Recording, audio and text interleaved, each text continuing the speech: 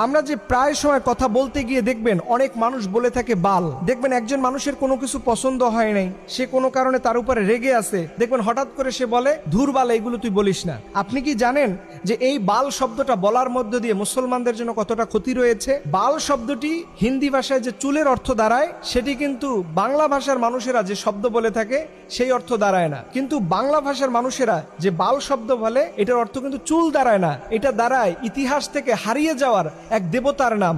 যেই দেবতা সম্পর্কে আল্লাহ পাক আমাদেরকে সতর্ক করে বলেছেন 37 নম্বর সূরার 125 নম্বর আয়াতে যে তোমরা বাল দেবতার অনুসরণ করো না। আল্লাহ পাক বলছেন আতাদউনা বালাউ ওয়া তাযারুনা আহসানাল খালিকিন। আল্লাহ বলছে তোমরা কি বালকে ডাকবা এবং সর্বশ্রেষ্ঠ স্রষ্টাকে তোমরা কি ভুলে যাবা, পরিত্যাগ করবা? এই বাল শব্দটা আল্লাহ পাক কোরআনের মধ্যে বলেছেন। এই বাল শব্দটা সেমিটিক শব্দ, যার অর্থ দাঁড়ায় দেবতা বা স্রষ্টা, বা আমরা যে আল্লাহ বলে সম্বোধন করি ঠিক একই রকম অর্থ দাঁড়ায়। এটা আসলো কোথা থেকে?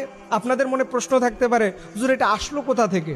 এটা আসছে মুসা আলাইহিস সালাম যখন আল্লাহর নির্দেশে 40 দিনের একটা ধ্যান করার জন্য তুর পাহাড়ে গেলেন, তখন ওনার যে অনুসারীরা ছিল তাদেরকে বলছে তোমরা যতটুকু আল্লাহর পক্ষ থেকে নিয়ম পেয়েছো এটাই মানবা। কিন্তু তার মধ্যে একজন ছিল সামিরি নামের। এই সামিরি কি করলো, হঠাৎ কিছুদিন যাওয়ার পরে সে একটা গরুর মূর্তি করলো এবং এই গরুর পূজা শুরু করলো। দেখবেন এই সামিরির যে তৈরি করা যে গরুটা ছিল, সেই গরুর যে শিং ছিল, শিংয়ের মাঝখানে দেখবেন সূর্য দেখা যায়। ঠিক এই বাল দেবতাটাও এই একই রকম, এবং মিশরীয় সভ্যতায় অনেক মূর্তির মাথার ভিতরে দেখবেন দুই পাশে দুইটা শিং থাকে এবং মাঝখানে সূর্য থাকে।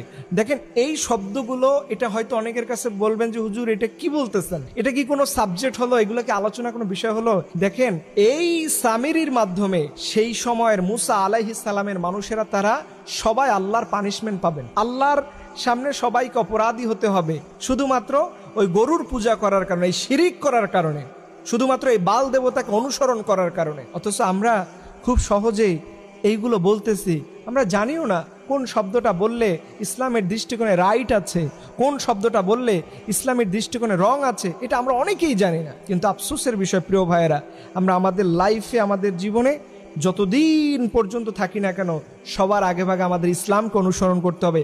ইসলামকে বাদ দিয়ে পৃথিবীর কোনো তন্ত্রমন্ত্র বিশ্বাস করা যাবে না। আজকের যে সাবজেক্ট আপনারা শুনলেন, হয়তো অনেকেই আপনাদের মাথার উপর থেকে যেতে পারে, হয়তো জীবনে প্রথমও শুনতে পারেন, কিন্তু আপনি ইন্টারনেটের মধ্যে সার্চ করেন, এই বাল দেবতা সম্পর্কে আরো খুঁজেন, কোরআনের 37 নম্বর সূরার 125 নম্বর আয়াতটা আপনি দেখেন, আপনার কপাল খুলে যাবে। আপনি যদি এই ভুলটা, এই শব্দটা বলা থেকে নিজেকে বিরত রাখতে পারেন, আপনি পরিপূর্ণ একজন মুমিনে পরিণত হবেন। আল্লাহ পাক রব্বুল আলামিন যেন আমাদের সবাইকে আমাদের জীবনের সকল গুনাহ থেকে মাফ করে দেয়, সকল আমিন।